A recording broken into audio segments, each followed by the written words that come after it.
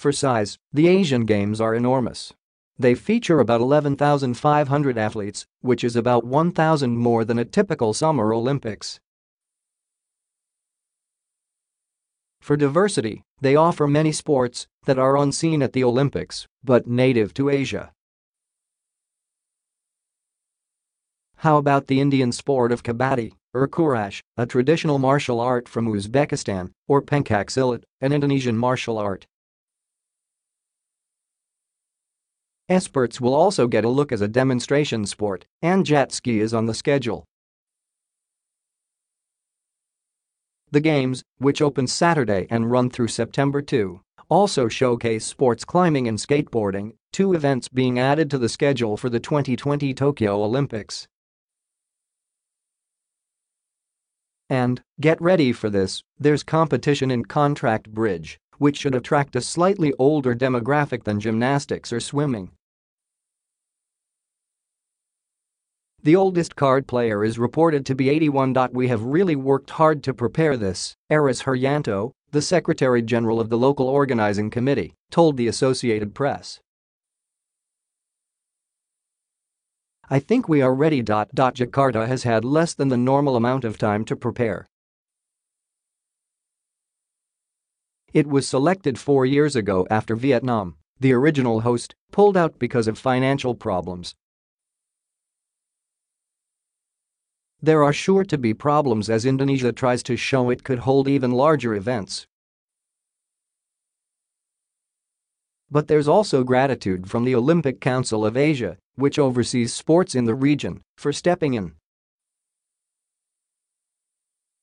Jakarta is famous for some of the world's worst traffic jams, with a river of swerving motorbikes trying to beat the congestion. Getting athletes to venues on time is sure to be challenging. Some schools along transportation routes have been closed, and the city is also using an odd-even license plate scheme to reduce traffic. But no one is being asked to stay home.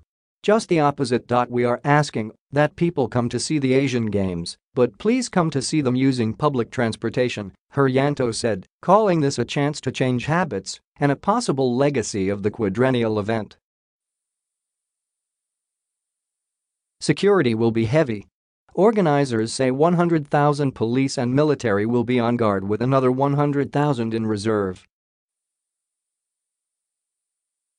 Indonesia is certainly large enough to think of itself as an Olympic country. With 260 million people, it's the world's fourth most populous nation after China, India, and the United States.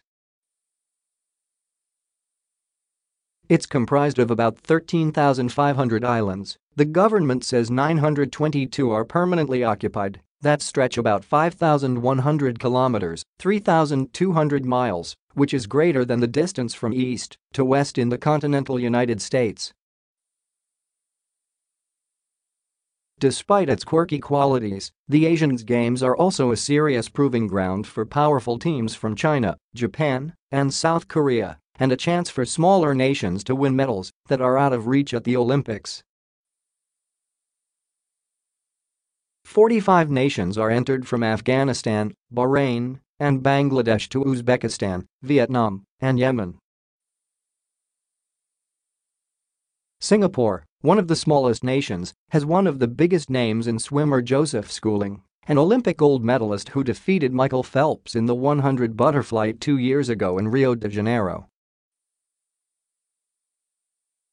China has the largest delegation with 845 athletes. But it's a young team. It includes only 214 who have been in previous Olympics or Asian Games and only 19 Olympic gold medalists. The most famous is three-time Olympic gold medal swimmer Sun Yang. South Korea and Japan are not far behind. South Korea has 807 athletes, a number that includes 38 North Korean athletes. The Koreas are entering several combined teams, following up on a combined team in women's hockey at this year's Winter Olympics in Pyeongchang, South Korea. Japan has traveled with 768 athletes, which is more than double the size of the team it sent to the 2016 Rio de Janeiro Olympics. That reflects the size of the Asian Games and Japan's push to win 30 gold medals in 2 years in Tokyo.